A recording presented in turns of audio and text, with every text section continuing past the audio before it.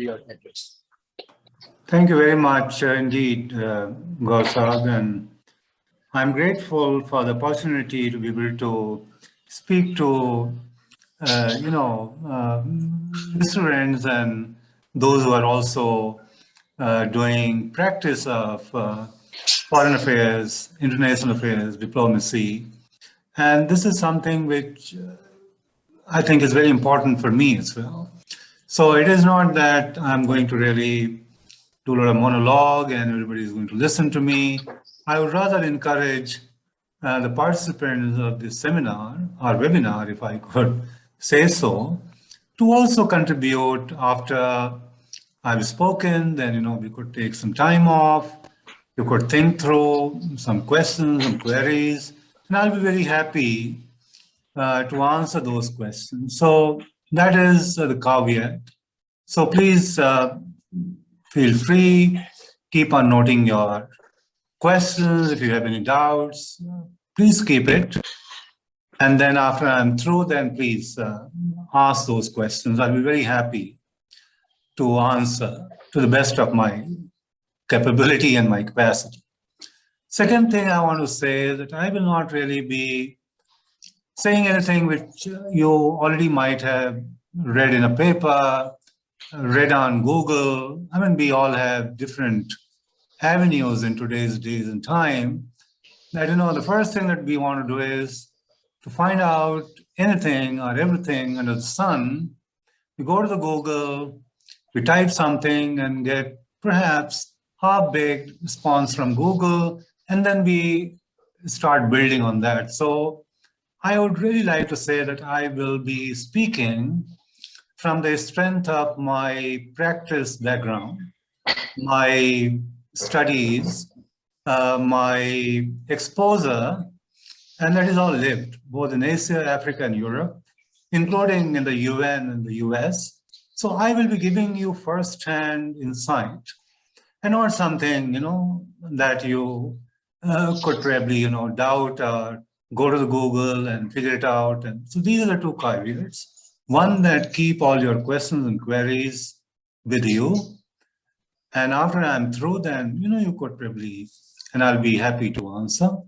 The second thing is that I'm not really going to say anything that you might have already studied from somewhere, Google, non-Google, newspaper. So these are two, starting caveats that I would really like to put forward so that, we are all on the same page, and then we could probably moving on. What I plan to do is the following. I would like to spend some 25-30 minutes, if that is fine, in giving you a broad insight, broad lay of the land, and broad understanding of the issue centered around foreign affairs, economic diplomacy, India in that context, and then is economic diplomacy sort of taking over all the instruments of the statecraft. So that would be the broad lay of the land for next 25-30 minutes.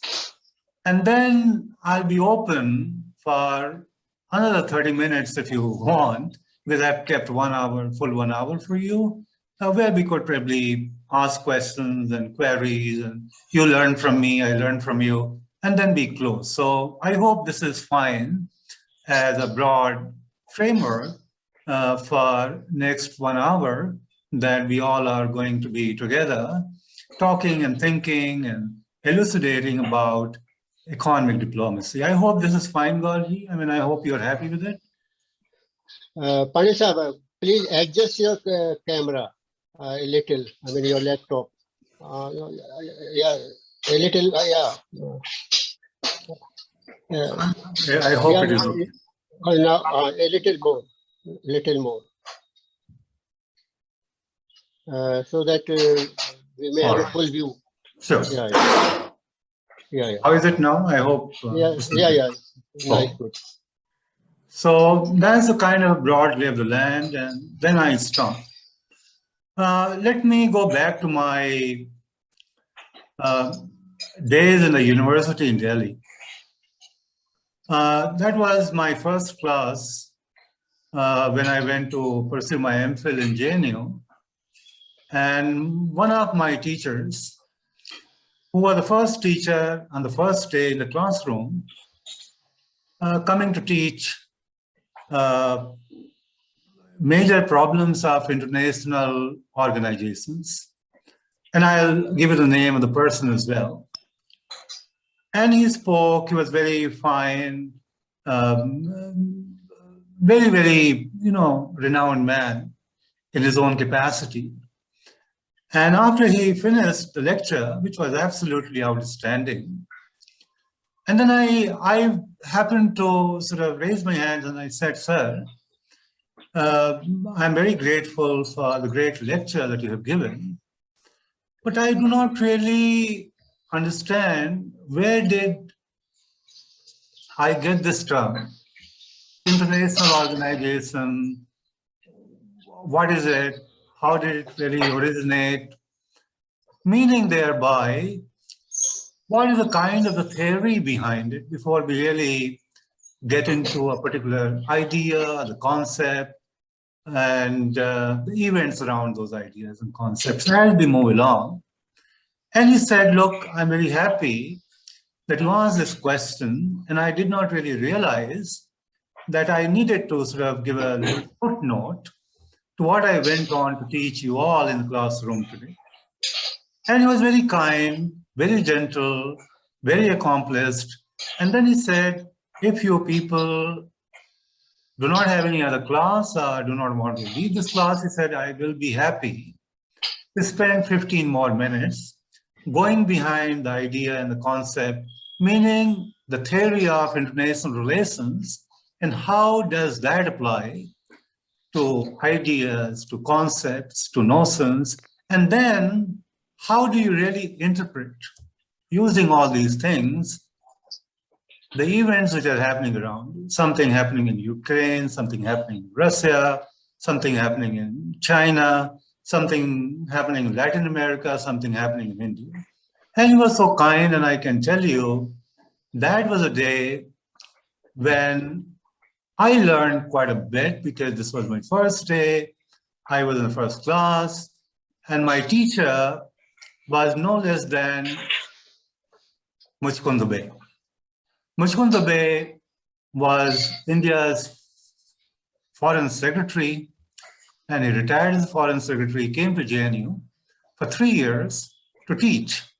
And I was very lucky to be his first MPhil student, because I was very moved, and he liked me as well, because this is all about, liking, and because you don't like everybody, and you also don't feel motivated by everybody.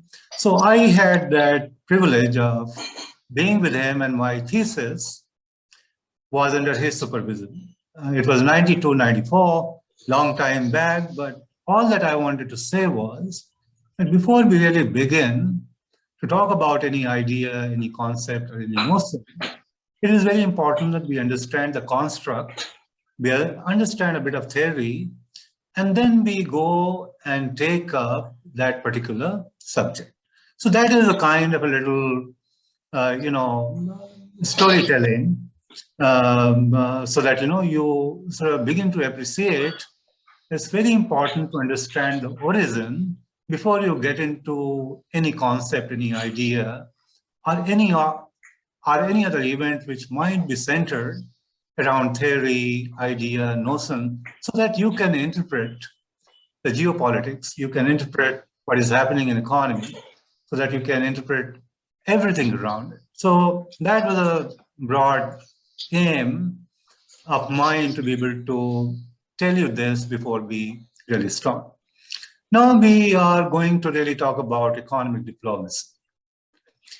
It's a great instrument, a great tool, which is usually exercised by sovereign nation states, where they use the full spectrum of the tool, instrument, and they try and ensure that the national interest is going to be pursued in a variety of ways, one of which is that you keep your economic diplomacy up front, so that you could also exercise many of the things that you really want to exercise.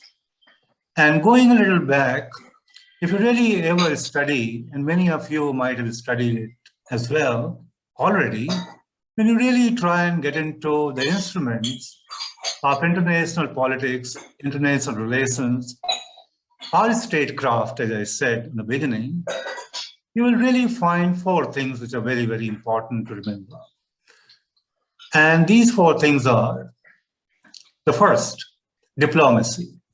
The first pillar of any statecraft or any instrument of any sovereign government is diplomacy. Diplomacy will mean all kinds of things, which means that you have all the instruments which are legal, which are economic, which are communication, which are military, and then you try to combine it together to see to it that your interest both in the region could be bilaterally, which could be India, Pakistan, for example. Maybe within the region, it could be multilateral, maybe more than two countries coming together and talking on a particular idea, maybe vaccine, maybe trade, maybe development aid. It could be anything. And then you could go beyond the region and get into a global order kind of a setup, which means then you have to deal with countries which are beyond your region. And then you are not only going to deal with countries beyond the region, but then you are also going to be dealing with several multilateral institutions which are very, very important. People could say that, look, UN is losing its scene, but if you really go into the theory about multilateralism, you will realize one thing, that there are many areas, many issues, many circumstances in the life of a nation where they cannot do anything and everything all by themselves. They cannot do it bilaterally as well. And therefore, you need a place which can accommodate countries and people, ambassadors, and so on and so on forth, and bring them together through their mediation. I mean, UN will bring everybody together, 193 countries. They will, come in and become a mediator. And then the countries are really going to talk to each other, arrive at solutions.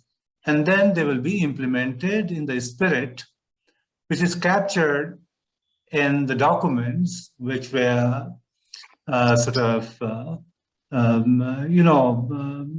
adopted by the UN when it was set up in 1945.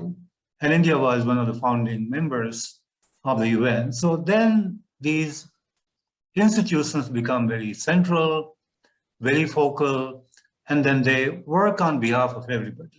So while they support everyone, but then they also try and figure out a third way out, which is beyond you and other countries, which might be talking on a particular thing, but they cannot really reach a solution. And then you will have other institutions like these, which could be G20, G7, many Gs, So you will really, as a country, try and figure out all these instruments that you have available and see to it as to how could you really try and pursue your agenda. And that agenda is largely economic in nature. So we have to really recognize this part as well. As I was saying, there are four elements which are very, very important in international theory. One, how do countries conduct their diplomacy overall? And what are the kind of pillars of statecraft? These are four. First one, as I said, is diplomacy. Diplomacy means that how do you really try and leverage the strength which you have? It is all about, you might be doing it in your daily life at home, maybe in your university, maybe while you go and talk to your teacher. You only try to understand and recognize your strength and then try and build on it and pursue your interest in a way that you win overall. So diplomacy is the first instrument or the tool or the pillar which the statecraft asks countries to follow through. Second one, communication. You have diplomacy, you have strength, you have all those things, and you really want to pursue your agenda in ways that you offer something to somebody, and then you negotiate and maneuver your own space within that given lay of the land. Second one is, while you know how you need to conduct diplomacy, but then you need to communicate. You might be doing a great job at home, but when you go out, you cannot do anything that flops. So the second tool becomes, how do you really communicate? Communication will mean several things, which means that can you effectively reach out to those who matter, to the places where you need to find a window getting open for you, and how do you really convey what you really want to convey and get out of that communication? I would really ask you for a small exercise, not now, but later on. Try and compare democracies with autocratic countries and try and research and try and figure out as to how do they really differ when they conduct their diplomacy and how do they really communicate it. Do they really fake it? Do they really, spread a lot of disinformation? Do they really have other tools and instruments? Now you have social media. So you might not be doing anything, but you can take pictures and show the world at large that all your troops are moving from one point to another, while you might be amassing your troops on the border for a protracted war with a country in quest. So how do you really do it? Is an art and science, but you have to really, and the countries really have to find out that they need to do it very, very carefully. They need to do it in a way that you are never misinterpreted. You have to do it in ways that you don't really disinform anybody. You also don't do it in a way that the whole world begins to distrust you. And this is what is happening with many countries, and I'm not really going to take the name, but you can correlate. And therefore, it will be a very good idea for all of you to go back and read about how democracies conduct the diplomacy and what the kind of integrity surrounding that conduct of diplomacy. And when that is happening, how do these countries, both democracies and non-democracies, non-democracies will be fine to say because they could be autocratic, they could be regimes which are, just functioning, they could be military dictatorships. So I'm saying democracies versus non-democracies, and try and figure out for yourself, how do they really conduct diplomacy? And then how do they really sort of communicate it? And after every diplomacy you might have seen for yourself, somebody will go and brief the media, brief the world as to what is really happening. And then you also get a readout. And readout will, very briefly summarize, not everything, but very briefly summarize the overall, gist of discussion maybe between the president of US and president of Russia, or any one of those two, or it could be at multilateral levels. There are more than two countries involved. So this is the second part. Third part is economic, they call it as. While you conduct a diplomacy and you communicate, and this is all in order, there's nothing which is out of order that I'm trying to tell you. Diplomacy starts as the first pillar. How do you really communicate? And the third one is, how do you really weave your economic interest into what you talk with your counterparts? So, for example, if India is talking to Russia, for example, and they will then try and go back talk about sentiments, how Russia and India have been very close friends. How did Russia supported India when 72 war happened? And how did Russia defied everything and supplied a defense mechanism system to India at the height of the US displacement?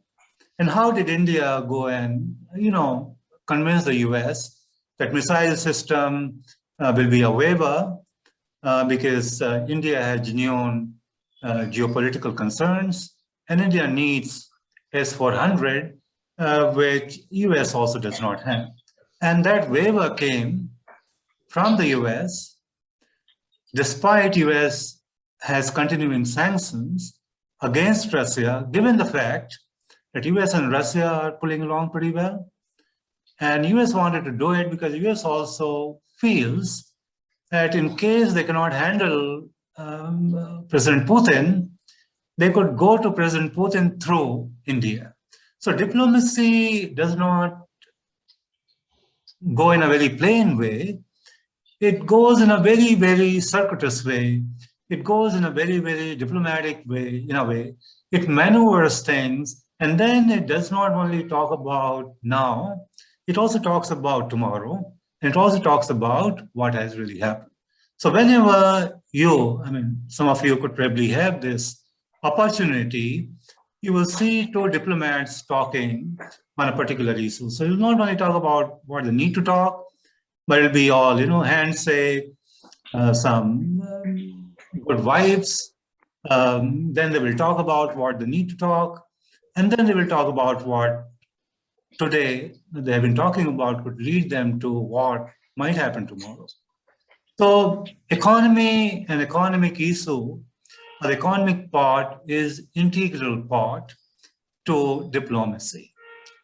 The fourth one, you cannot do everything in a very sweet way with everybody. Your talks may not succeed. And the recent example could be Ukraine and Russia, where everybody is involved. Europe is involved, NATO is involved, US is involved, and many other hidden players are also involved. And diplomacy is working, but not working as well. So what do you really need to do or focus on so that your diplomacy works, you can communicate well and better, and you could also probably put in some kind of a sweetener, which comes with a way of economic element within the wider diplomatic lay of the land. That is the military. So you also need to have military, you need to have defense system, you need to have maybe if you are in Europe, you also need somebody to protect you, so you go and join NATO. You give them money, you become a part of NATO, and NATO will then protect you against any invasion that might, be escalated or heightened against you as a member of NATO. So military is needed. Sometimes you can do it on your own. Big countries usually try and do it on their own, but then they have diplomatic partners and allies with whom they have, shared interest, and they keep on adjusting their posturing, they call it as, posturing both in the short term, in the medium term, and in the long term as well. So countries will also have military. So 4 things, very important. First one is diplomacy, which is very, very important. Countries need to know what they need to do, how they need to go about it, and what really needs to happen when they really take this instrument as the one instrument which is really going to be very, very helpful for them. Second one, while you do diplomacy, you need to communicate and talk and, do it in a way that you do not really do it in a way that you're not doing a thing and you're saying you are doing it. Like, what is happening with Russia and Ukraine now. Third part is economy.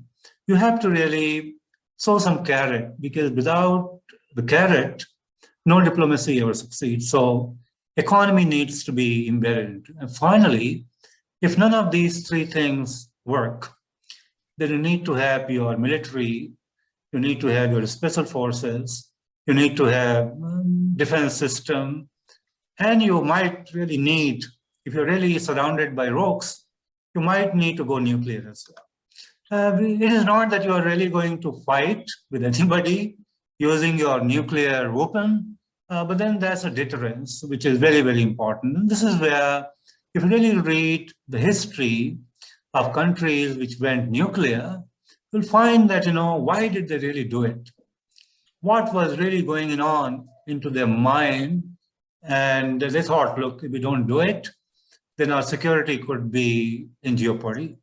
And therefore, it'd be, again, a very good idea for all of you to go back and read why the nuclear nations, as we have them now, went nuclear in the first place, and what was the kind of the driver, or what was the kind of the driving force for these countries to think in terms of going nuclear.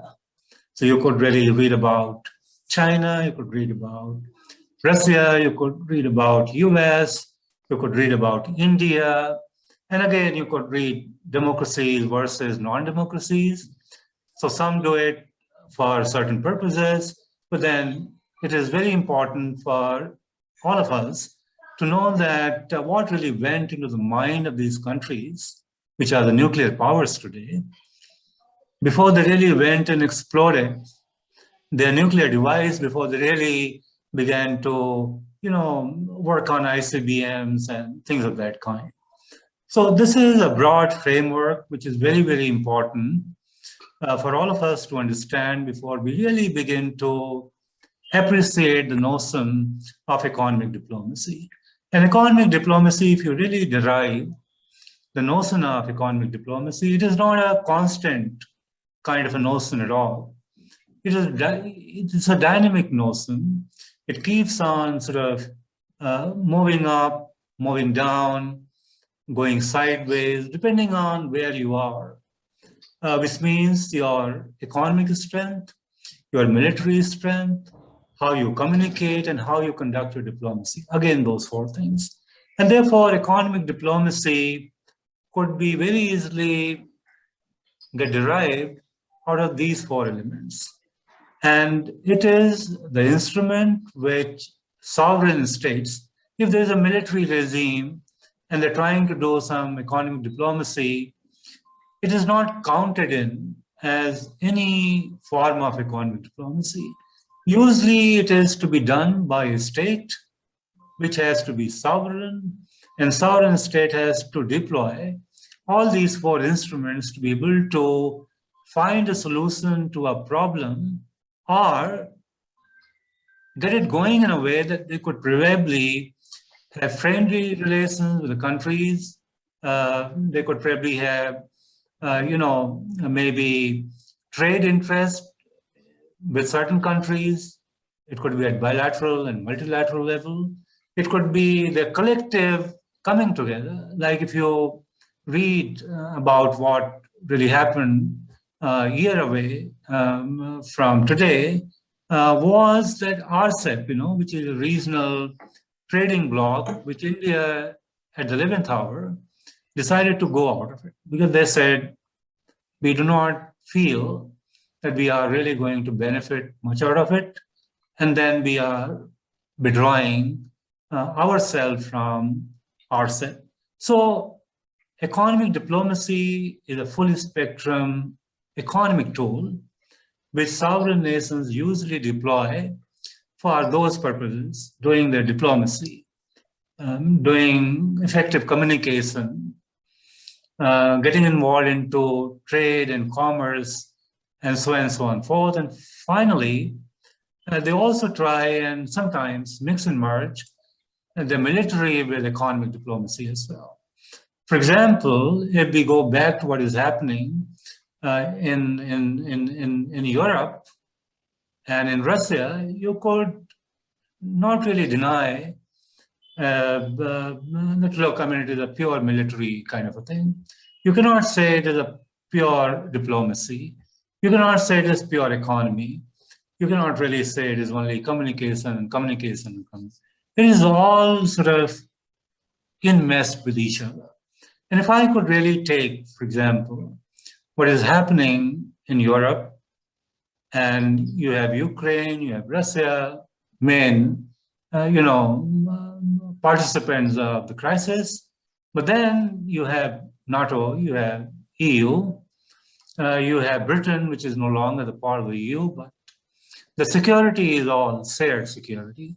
It's balanced, it's shared, and therefore, even if UK is not the part any longer of the EU, they are enmeshed with European security architecture, and therefore they cannot really easily go out of it.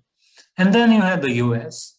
Now, I have been in Europe, and I lived in Germany for 4 years altogether. And I was very keen to understand the kind of geopolitics which plays out, from Europe to Russia and Russia to Europe, and then how US tries to sort of control it in ways that they're not really seen to be interfering in anybody's internal affairs, but then through NATO, for example. And then I flew to a small country in the Baltic called Estonia. Estonia is a country which was with former USSR. When USSR broke into pieces, they joined European Union, and they're also a part of the NATO.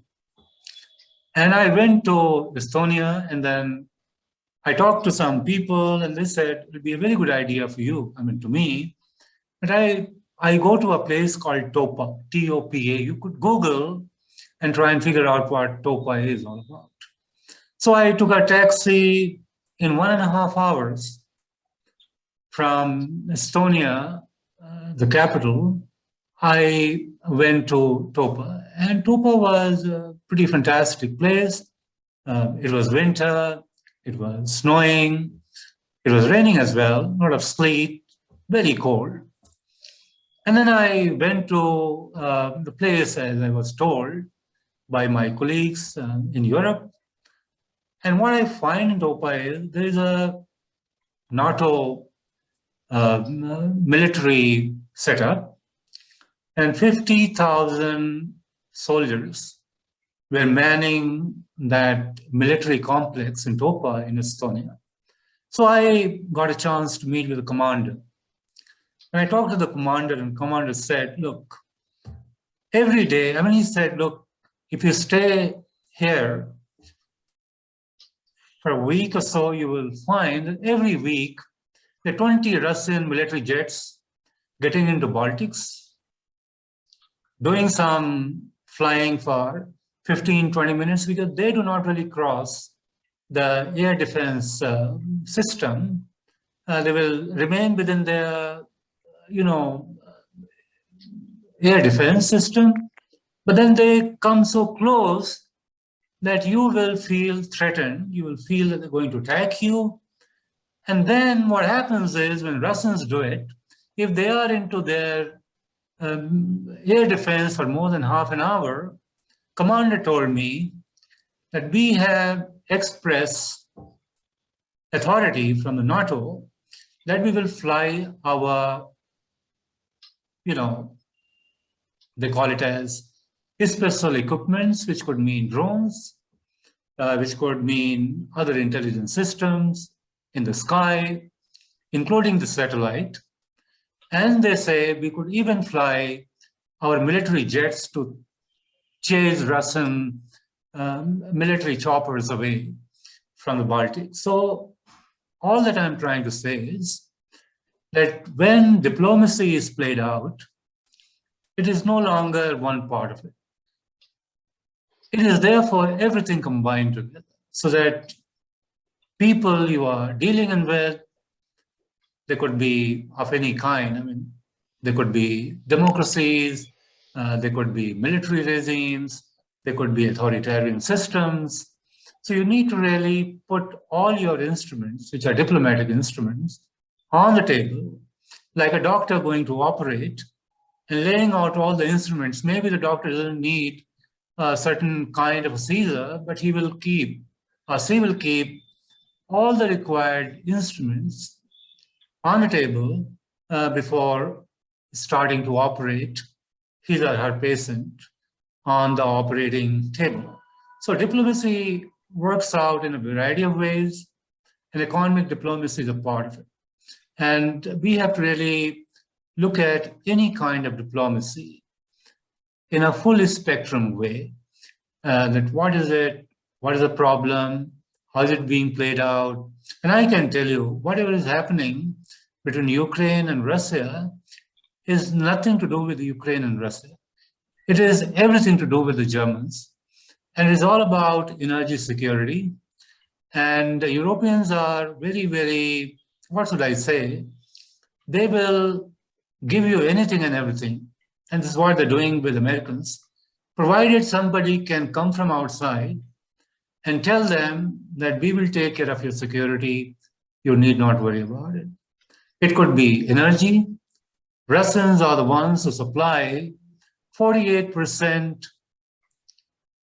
of the total energy that Europeans need. They supply 25% of the entire gas which Europeans need. And if Russians were to put the tap off, Europeans will be suffering like anything. It's very cold, and Russians know that they have the leverage in terms of energy security that they guarantee, quote unquote, to everyone in the Europe. And then you have the Nord Stream 2. Once it is ready, have the gas and energy running, then the possibility could be that Europeans no longer need Americans. So it's being played out in a variety of ways, and many things which we cannot see with our open eyes are the ones which are the determinant between this problem that we have between Ukraine and Russia, and then we have involvement of European Union, we have the involvement of the US, and we also have the involvement of the NATO, which is a military defense system, they call it as.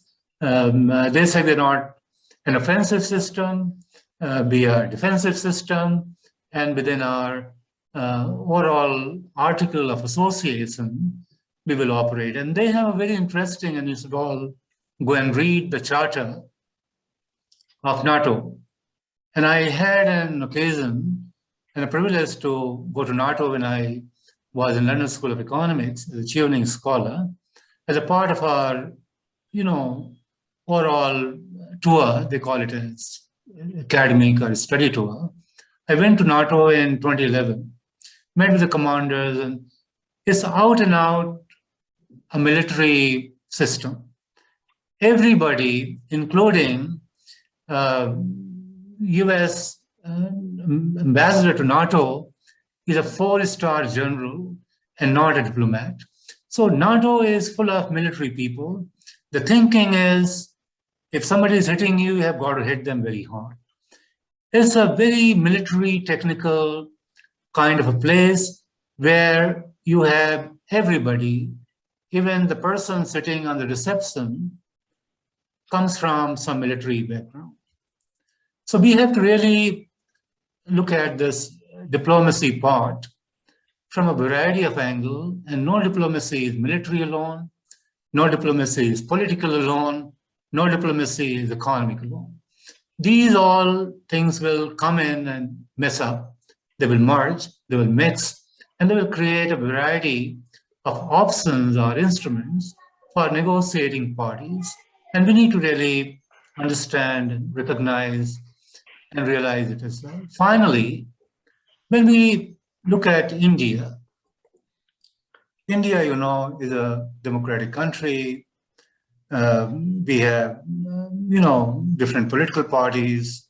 They keep on switching. But what has really been happening is that for last 2 decades, if not more, our foreign policy and tools that we apply has not really changed too much. There might have been some adjustments and posturing here and there, but they have by and large remained static and stable. When our government, the new government, which is already there in the center, when they came, and Mr. Jayasankar, Dr. Jayasankar, who again was my senior in JNU. Of course, we never studied together, but his father taught me in JNU, Mr. Subramanian. So when he came in, the whole idea was that how should India try and pursue its economic diplomacy more than any other diplomacy, because unless we have carrot to offer to somebody, other things are less likely to happen. And then in 2020, it was, of course, started talking about it, I think 2018.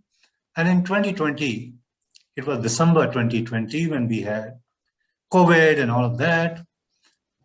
Foreign Affairs Ministry in India made an announcement that they call it as Ministry of External Affairs, I'm sorry, will have a dedicated economic diplomacy portal, which will be operated by MEA. And the task of that portal, or the division, will be where India will try to highlight its overall, economic might, overall economic muscle. What has India achieved? What are the kind of, central and state schemes which could be attractive enough for the countries to look at, and foreign direct investment, for example. India's overall focus on technology, on what India will do when it becomes indigenously sufficient to produce its own weapon system. And I'll be happy to know, and you could probably go and check on the website, you will now know that through that, India has been able to do quite a bit, not only with the EU alone, but with the US. And for the first time, India has sold BrahMos to Philippines for about 600 crores of rupees, something of that kind. So while you analyze how diplomacy pans out, what are the instruments, what it achieves, you will figure out pretty quickly that it is neither economic, nor political, nor military, nor trade and commerce. It is all combined together. And therefore, it will be very helpful if you could probably go back and try and read a little bit more about the theory behind it, and for instruments, diplomacy, communication, economic element within it, and the military, and how these four instruments, pillars, tools will combine together for any country to be able to advance its interest, not only within the region, it could be globally, and it could also probably prepare a pathway for certain countries to be able to play an effective role in setting global geopolitical order, or the world order, or new trading regime, or anything of that kind, which could probably do more good to that country, which is really combining these things and moving it on, compared to those who might be at a little disadvantageous level, like small countries, countries which are island countries, countries which are military regimes, countries which are authoritarian countries, So you have to really read a little bit more in order to be able to appreciate what diplomacy is, what are the tools and instruments, how it is played out, and can diplomacy be the diplomacy which is visible to the eyes, or 50% on the table, 50% off the table, and there could be still a few things which might be hidden. So the hidden hands could come and try and capture you. Like read about what is happening with JCPO, where everybody is involved, Americans, Iranians, and then everything is happening in Vienna because Vienna is, like a neutral place. And then you have support from UK, Britain, Germany and France, because they are the guarantors to any further agreement which US and Iran could probably sign on JCPO.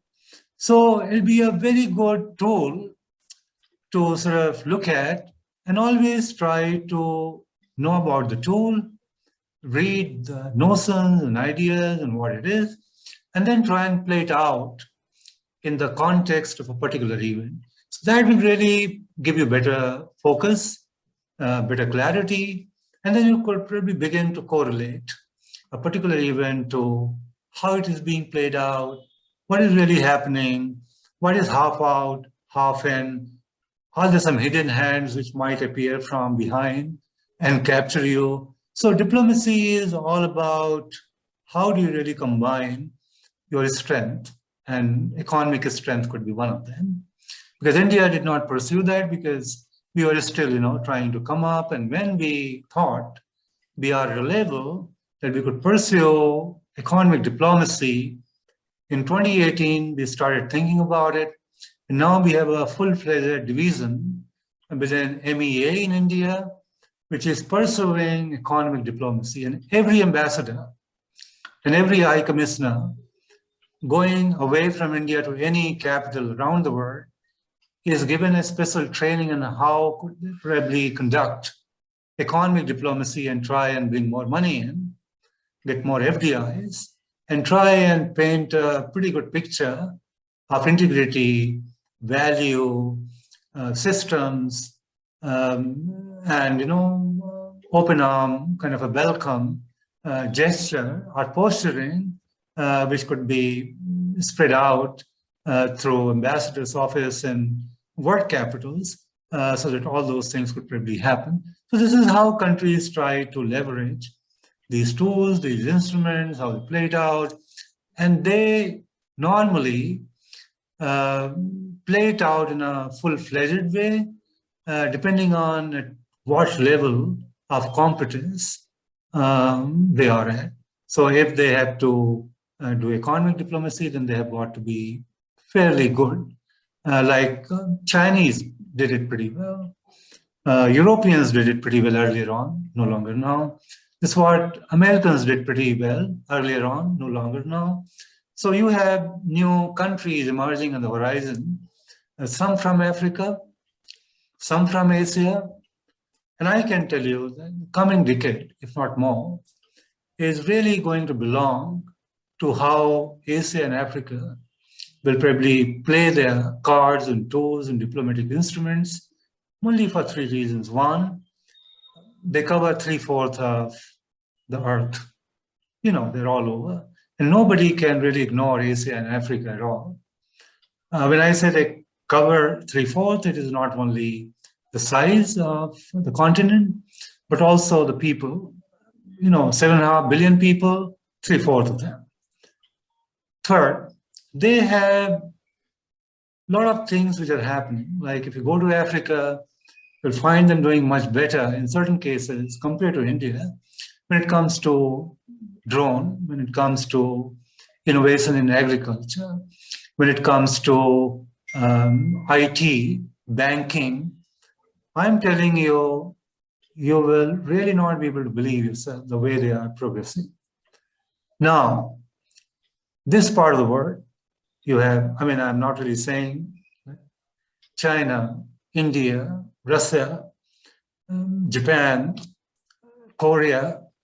This part of the world is pretty profile driven, and they have been trying to do a lot of things, a lot of innovation, a lot of things like food security, a lot of innovation, drone, all those things are happening at a pretty fast pace. So what I could probably say with my little exposure and experience is that minimum of a decade, minimum, it could be 2 decades as well.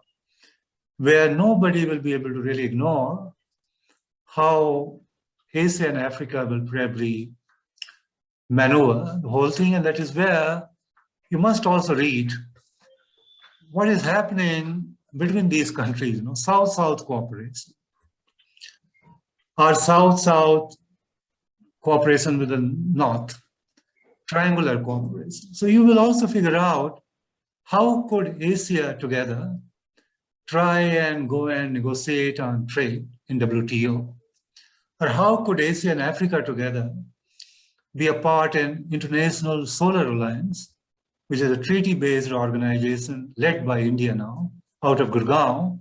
How could they really take this whole agenda of clean and renewable energy together?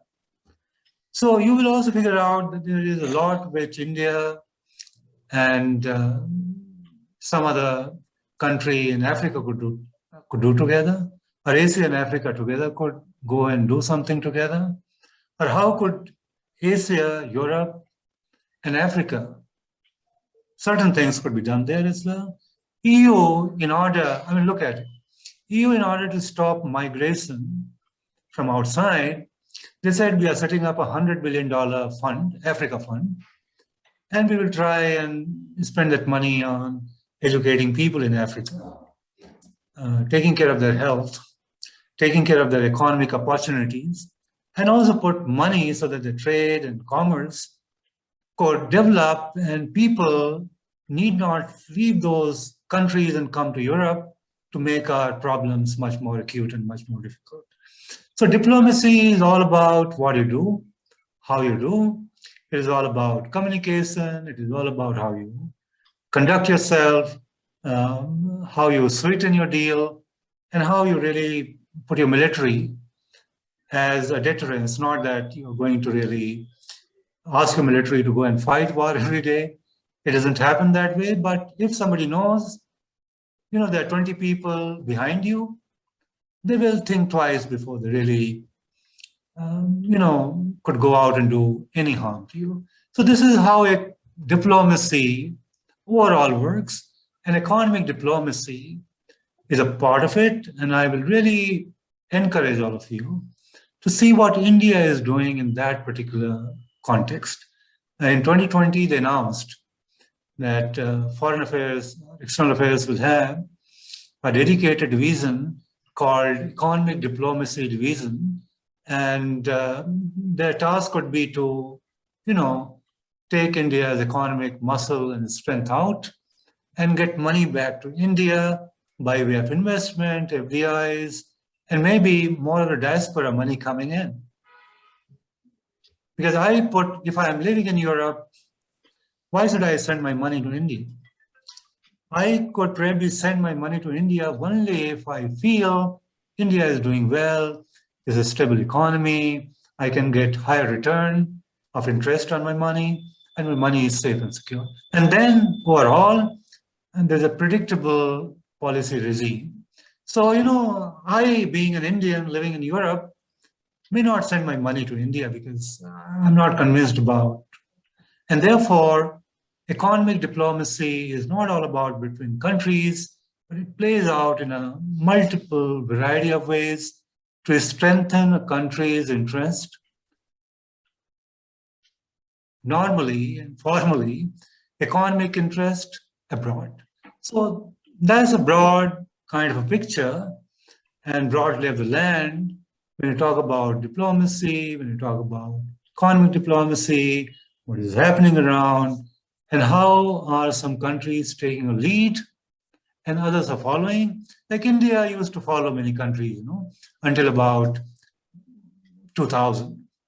But then we began to do better, do well.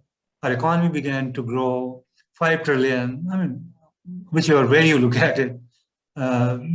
Now we have been in a position where we could really try and apply our economic diplomacy in ways that we do not really get to be seen all over, but we are able to attract more money, we get more money in, so those are the kind of priorities.